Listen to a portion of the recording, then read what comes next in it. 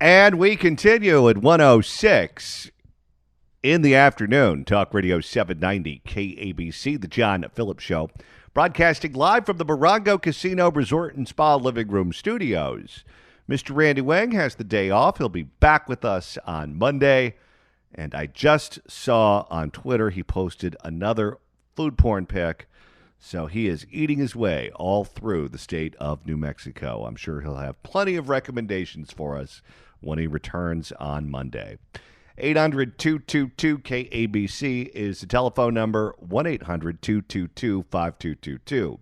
It is my pleasure to welcome our next guest to the program. He is a Republican political strategist who specializes in political training, campaign management, and voter education.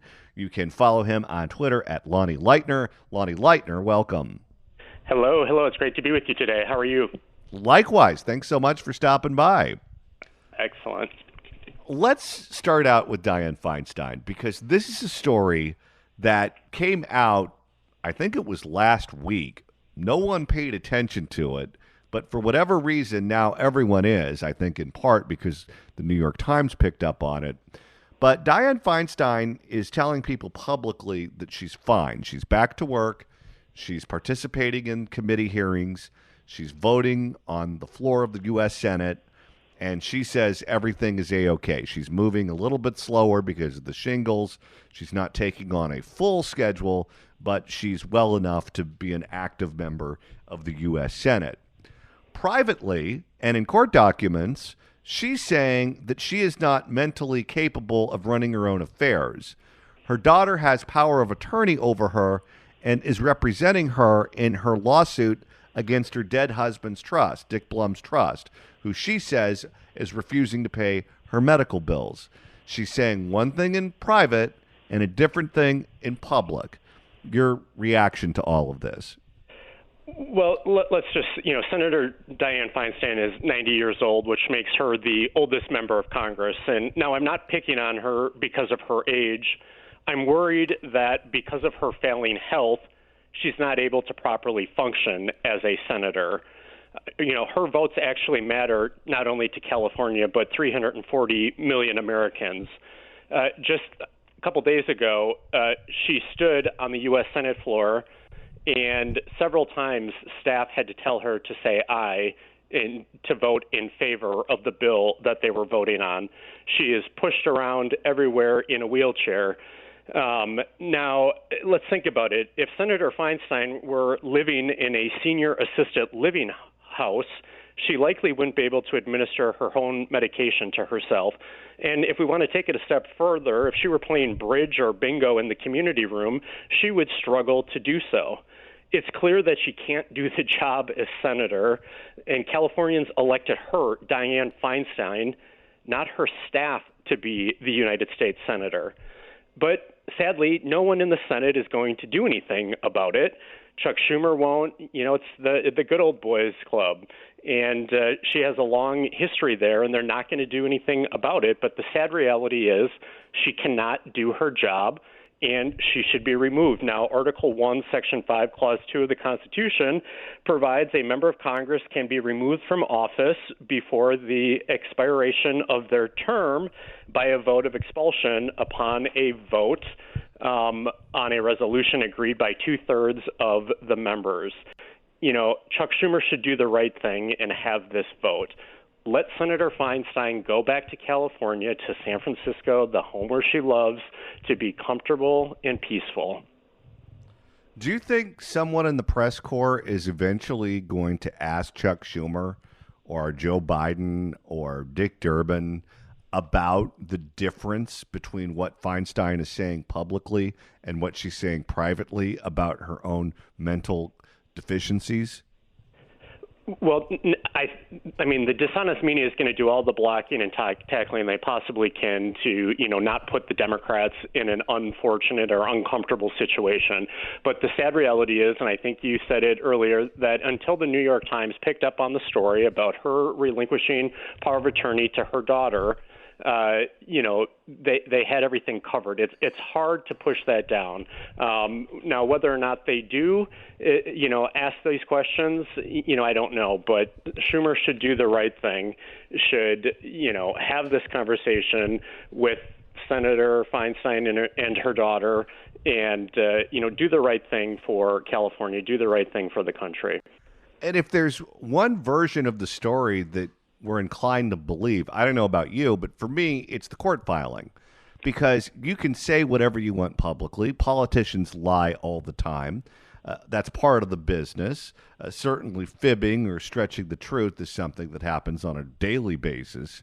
But if you go to court and you say something that's not true, if you lie under oath, you lie in a court document, you could get in trouble for that.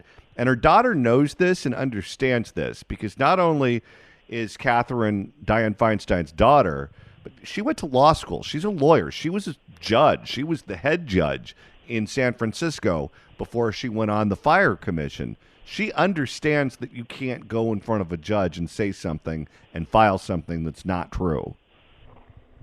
Yeah, I believe that. Like you, I totally believe that. And, in this court filing and putting the power of attorney to her daughter, Catherine, it said she cannot function. Therefore, she's giving the power of attorney to her daughter. But, one must, take it a step further and think, why are the Democrats making Senator Feinstein stay in office?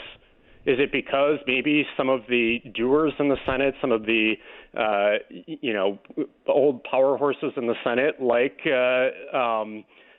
Chuck Schumer, they don't want to think about the appointment in which Gavin Newsom would make, potentially, making it even harder for them to strike deals because we know it's going to be an African-American woman, radical leftist, and maybe that's what they're afraid of.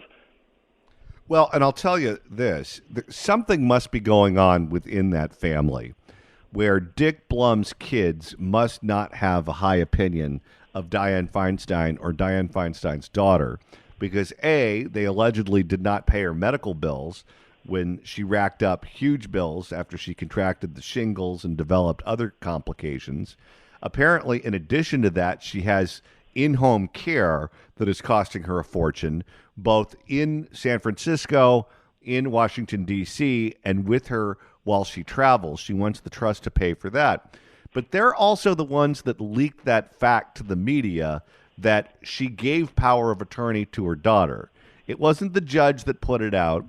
It wasn't some reporter who found that in the court documents. It was the attorneys for the trust that went and talked to the press and put that fact out there in the public domain. They're going for blood here. Yeah, they're going for blood, and I think the daughters, it's unfortunate. I don't lose, no sympathy for me when these, rich leftists fight one another.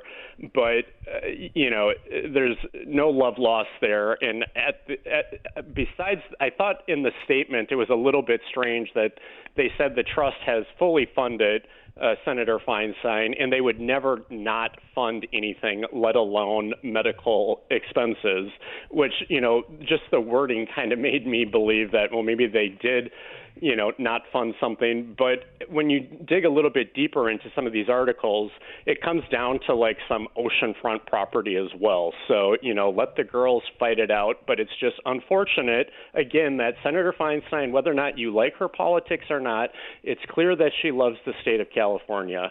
And it's sad that she is kind of a pawn. She doesn't know any better that she's being used in such a public fight. And, Chuck Schumer and the Democrats should be ashamed of themselves.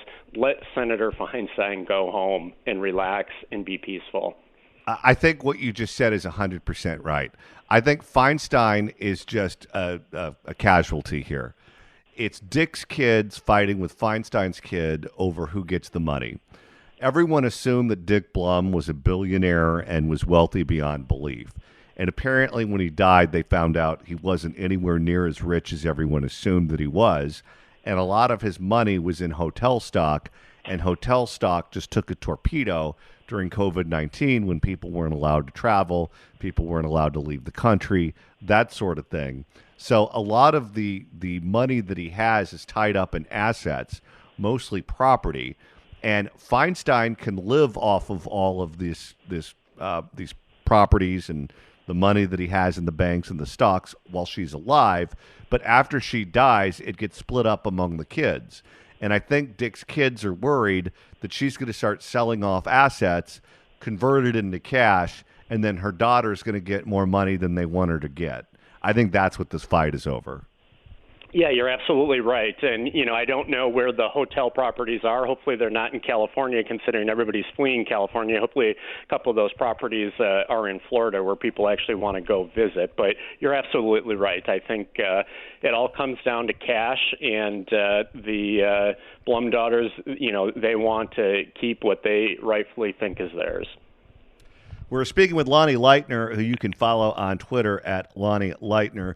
Lonnie, on Hannity earlier this week, Florida Governor Ron DeSantis and candidate for the presidency accepted a challenge that was issued by California Governor Gavin Newsom to debate him on Fox News with Sean Hannity as the moderator. A specific date has not yet been established, but I guess they're going back and forth trying to figure out when they can make this happen. What do you make of this upcoming debate between Ron DeSantis and Gavin Newsom, and why do you think they're doing this?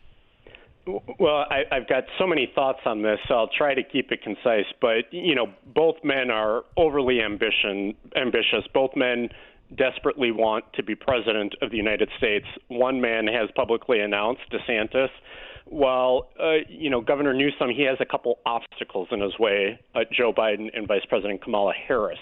But let's face it, unless Trump goes to jail, he's going to be the nominee of the Republican Party.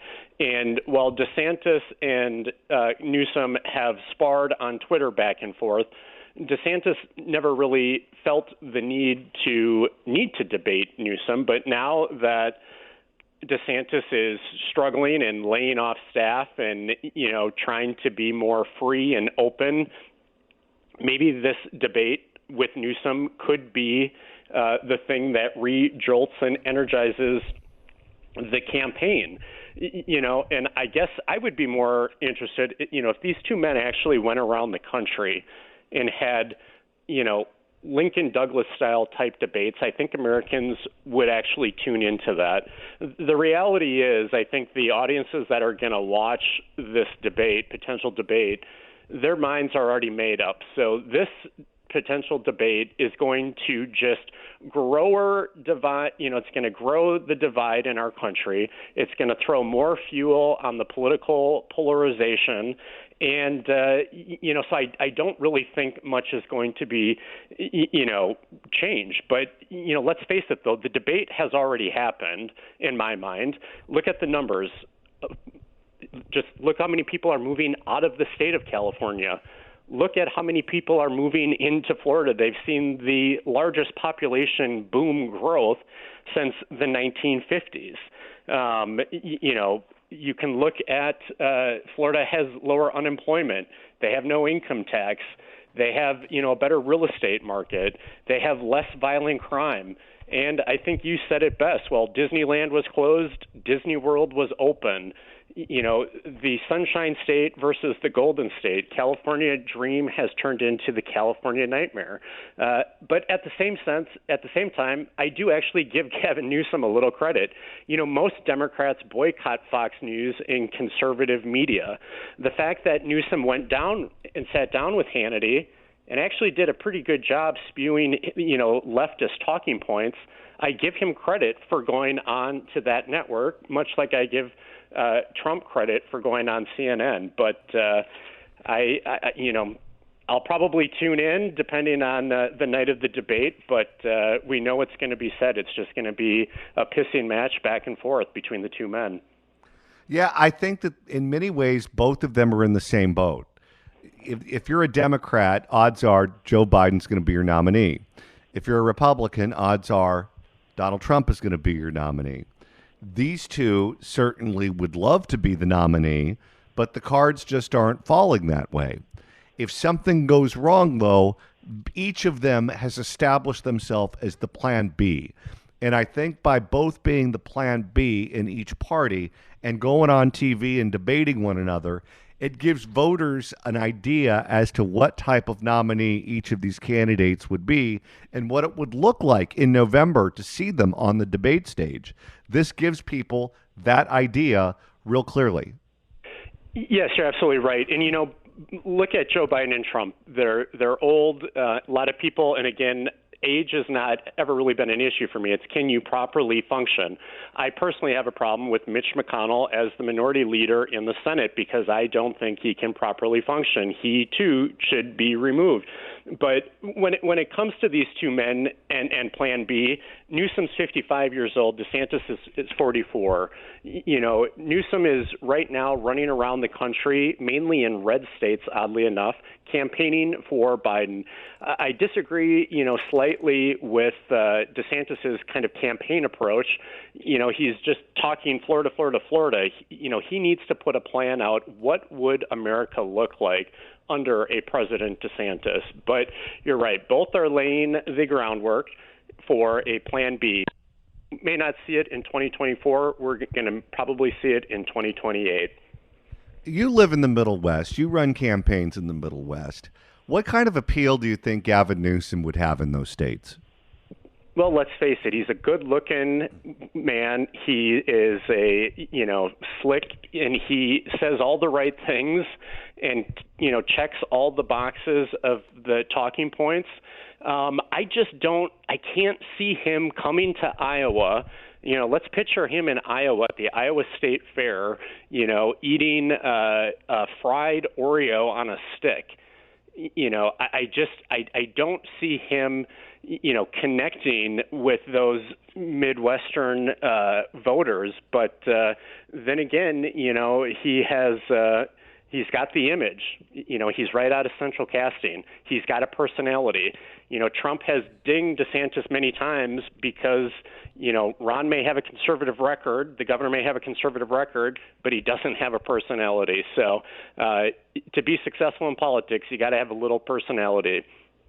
I'll tell you what these two also have in common, and that is they're both willing to reinvent themselves to get whatever office it is that they want.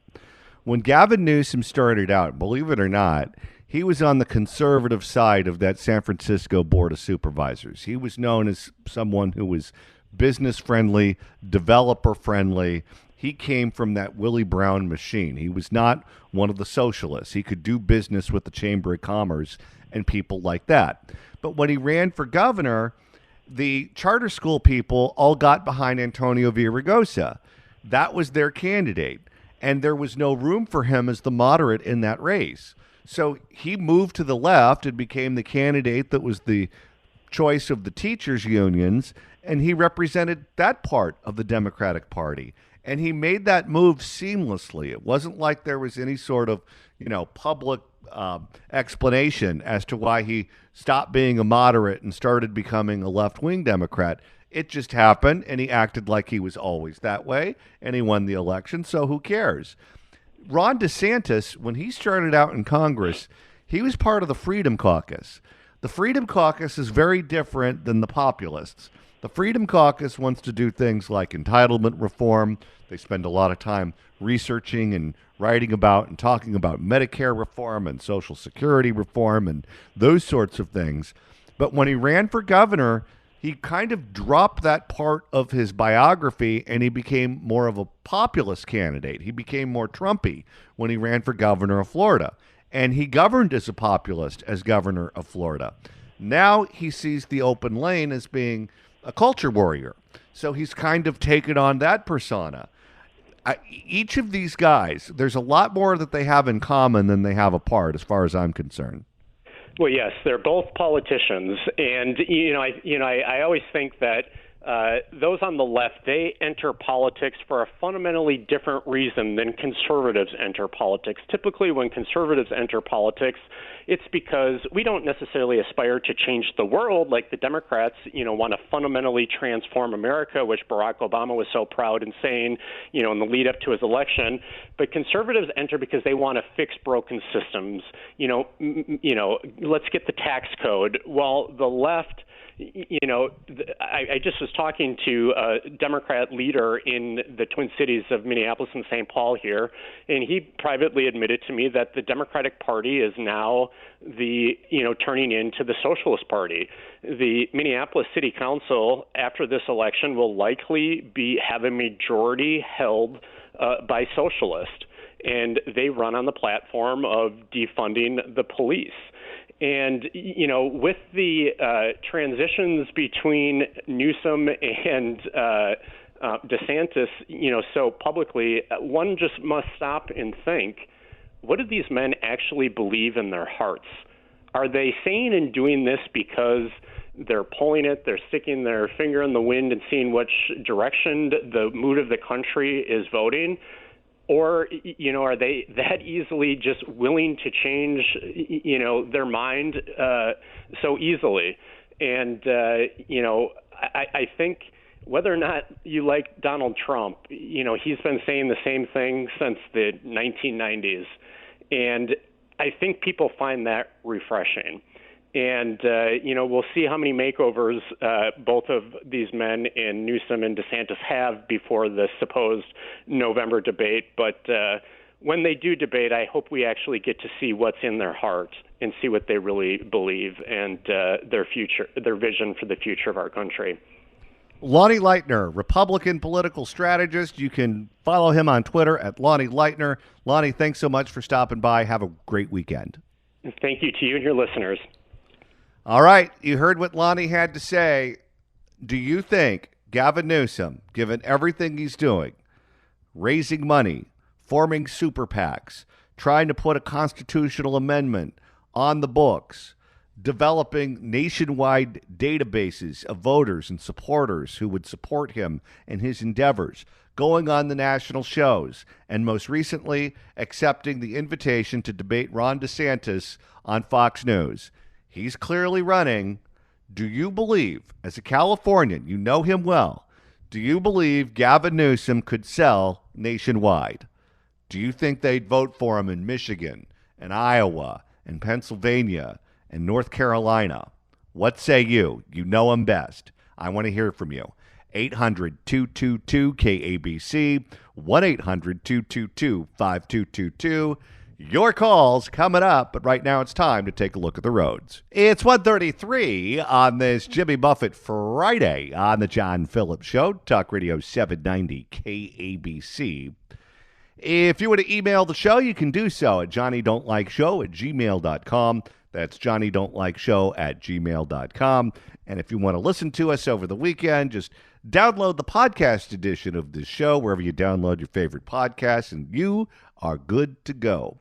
Right now, we're taking your calls at 800-222-KABC, 1-800-222-5222. Gavin Newsom is debating Ron DeSantis on Fox News. He's clearly running for president as the state that knows him best. You, the voters, and the people of California, you know more about Gavin Newsom than anyone else in the country. Do you think he will sell nationwide as a candidate for the presidency? 800-222-KABC, 1-800-222-5222.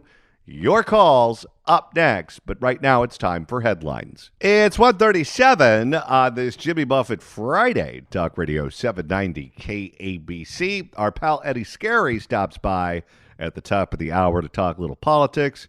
Right now, we're taking your calls at 800-222-KABC, 1-800-222-5222. Gavin Newsom is clearly running for president. You know him better than anyone else. Do you think he'll sell nationally? Let's begin with Frank in Seal Beach. Frank, you're on KABC. Hello. Hi, John. Love the show. Thanks for taking my call.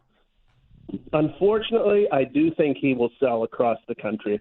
The rest of the nation would love to have the opportunity to vote for somebody other than Biden or Kamala.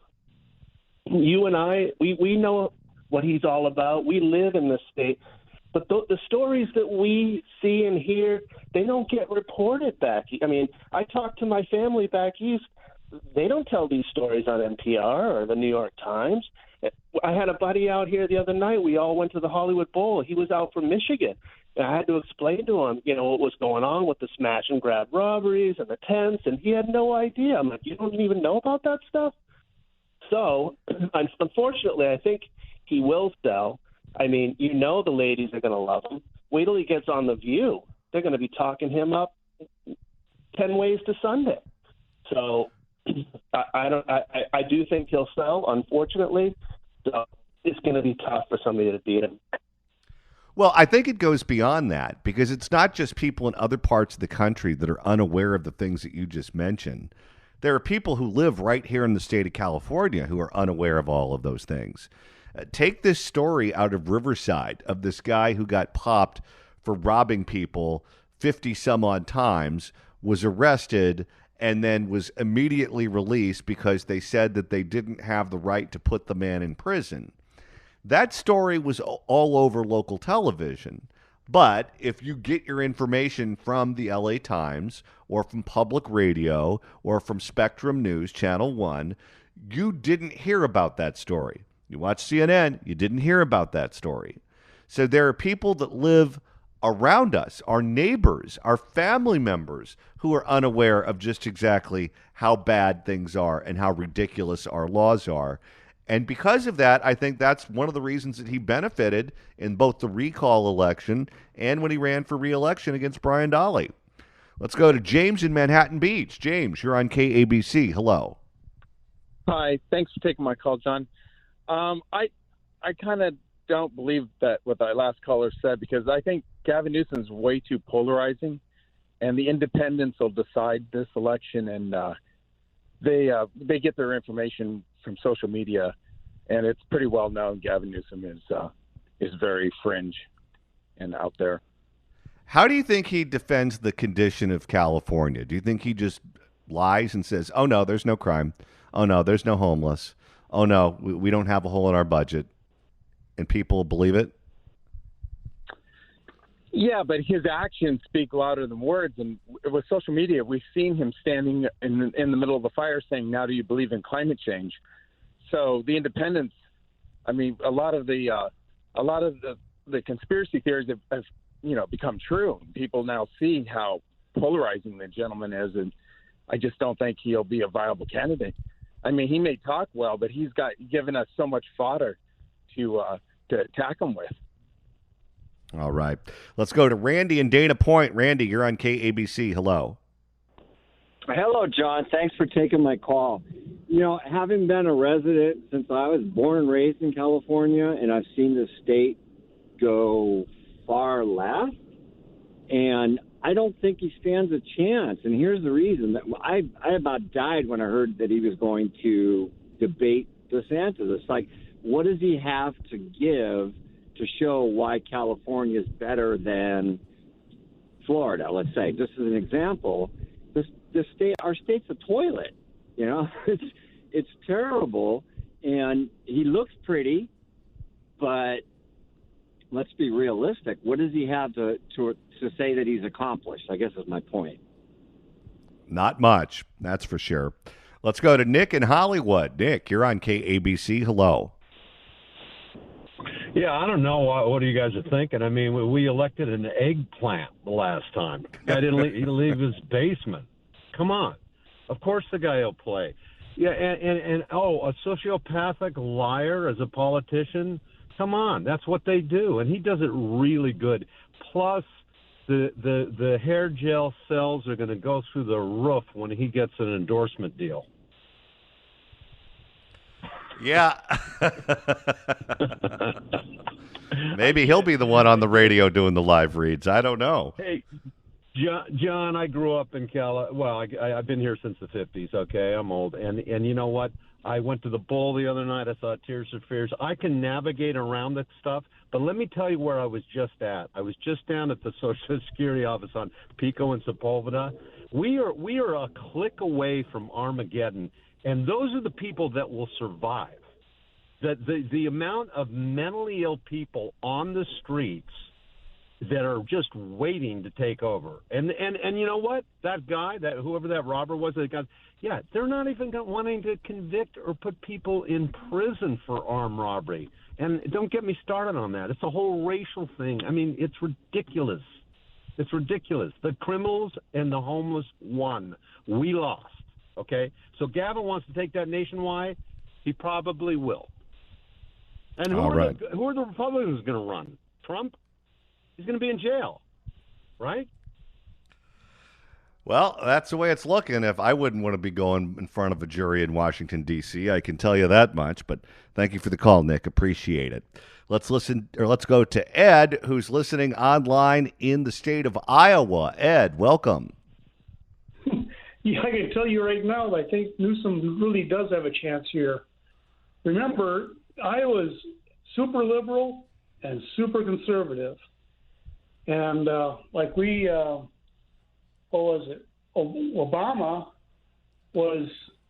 came up ahead because of Iowa. And Iowa also went for Bernie Sanders. And Buttigieg. They were the tides last time around. And gay marriage was in Iowa years before it came out in California. So we're a lot more liberal than some people think. What do your friends, what do your relatives say about Newsom when the topic comes up? Well, we don't really talk about Newsom because everyone's talking about Biden. But speaking of Biden, is that people are really upset with the Democratic National Party because they took it away from us. So whoever the Democratic Party is going to put up, we'd go against anybody that they put up, just to stick them in the eye, which is why I think RFK Jr.'s got a chance here. They're going to bypass us. We're going to have our own primary anyway, and I bet RFK would beat Biden now. Yeah, I talked to the pollster John Zogby, who said that the anger in New Hampshire is off the charts too, and that's going to hurt Democrats for changing the calendar and putting New Hampshire below a bunch of other states, and it also violates their state law. So looks like there's a lot of anger going around right now in Iowa and New Hampshire. Let's go to David in Pico Rivera. David, you're on KABC. Hello. I think Newsom would do all right against DeSantis because I'm hearing that Florida, you have citizens leaving Florida now. So I think Newsom is catching DeSantis right at the right time. So, most of the problems also in California are the state legislature's problem also. Whatever they vote, he signs. So there's like two problems in one. So I like Newsom here. I do. Okay. Well, thank you so much for the call, sir. I appreciate it. Clearly, there's a lot of people in California who think like you. He won election twice as governor and survived the recall election. I can't imagine voting for him, but I'm definitely in the minority in this state. 800-222-KABC is the telephone number, 1-800-222-5222. More of your calls coming up, but right now it's time for KABC Dependable Traffic. It's 1:51 on the John Phillips Show, Talk Radio 790 KABC. Let's go to Joe in my hometown of Garden Grove. Joe, you're on KABC. Hello. How you doing? Good. John? The other day when you said Pinnacle Peak, it brought back pretty good memories. I remember Oh, you yeah. had that steak. If you eat that steak or something, I think you get one free or something like that. Wasn't it? And they used to have They'd the cut peanuts your on tie top. off. If you wore a tie in there, they'd cut it off and hang it on the wall. There you go. And they used to have you used to have the peanuts and throw them on the floor. Yeah, but it's been a while. But anyway, a long while. But anyway, I don't think Governor Newsom will make it on this country. I'll tell you why.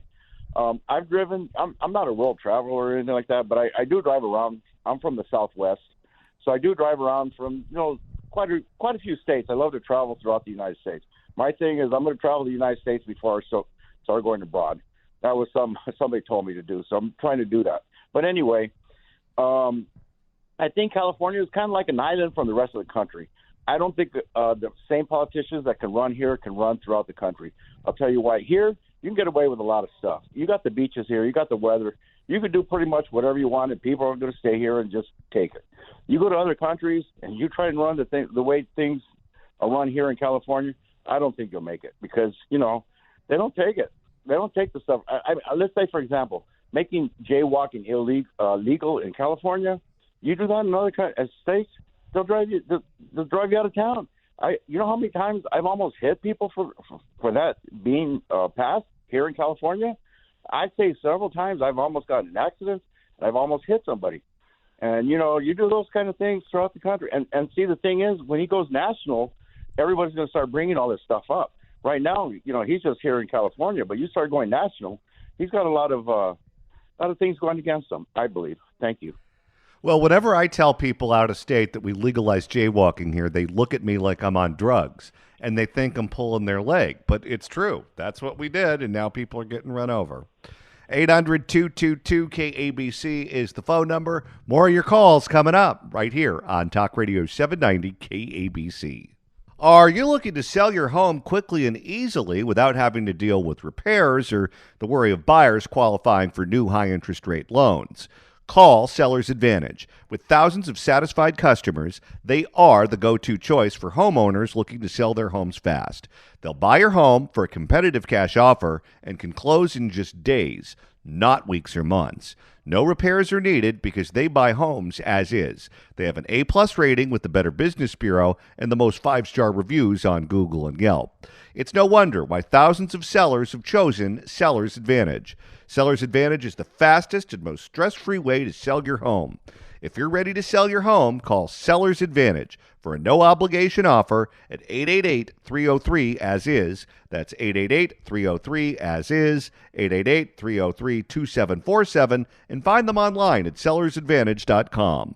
DRE number 1096165. It's 157 on the John Phillips Show, Talk Radio 790 KABC. Let's go to Eric in San Pedro. Eric, you're on KABC. Hello. Hi, John. Hey, I believe that he will be a very formidable candidate. I don't like him, and I thought he would be awful. And then the Hannity interview showed that he's very good at kind of turning things around and making it, yes is no, no is yes, kind of like Clinton did when he ran. So I think he's going to be formidable. I'm kind of scared. Well, he knows how to talk to Republicans. His ex-wife, Kimberly Guilfoyle, is a Republican. His in-laws, they're Republicans. His neighbors are Republicans. Apparently, many of his family members are Republicans. He watches nothing but Fox News and Newsmax and One America. So he knows how to talk to the other side. Very few politicians know how to talk to the other side. Gavin Newsom does, and that's a skill that very few have. Let's go to Tracy. Tracy, you're on KABC. Hello. Points that I have. Gavin Newsom, to your last caller's point, is very, very skilled at speaking to public audiences. And I think unless Ron DeSantis can get off the cultural issues and actually pivot to some policy issues and, talk about what's going on internationally as well, that Gavin Newsom would have him in a debate. The second point that I wanted to make is, to your earlier point, our friends and neighbors have no idea what's going on in this state with Gavin Newsom, and I'm going to be out there campaigning against him if he becomes the runner. All right, we're out of time. We're up against a hard break, but we got the point. Thank you so much for calling. We've got one more hour coming up on the John Phillips Show. Eddie Scary joins us next. The weekend is almost here. 790 KABC.